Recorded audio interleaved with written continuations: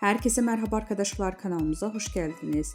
Mert Ramazan Demir ve Afra Saraçoğlu bu hafta magazin dünyasında zirvede yerleşti. Ünlü oyuncular Mert Ramazan Demir ve Afra Saraçoğlu bu hafta sosyal medyada magazin dünyasının en çok konuşulan isimleri oldu. Peki ikilinin bu kadar popüler kılan ne? İşte detaylar. Bu hafta ünlü oyuncu Mert Ramazan Demir, Afra Saraçoğlu sosyal medyada en çok konuşulan, tartışılan isimler arasında zirvede yerleşti. Hem kariyerlerinde hem de özel yaşamlarında dikkat çeken gelişmeler yaşayan Demir ve Saraçoğlu takipçiler ve magazin dünyasında merak içinde bırakmaya devam ediyor.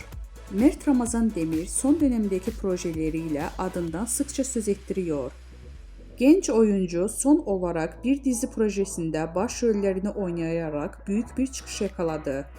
Hakkında çıkan dedikodular ve özel hayatına dair sorular ise Demir'in sosyal medyada yoğun bir şekilde konuşulmasına neden oldu. Öyle ki Demir'in hem sahnede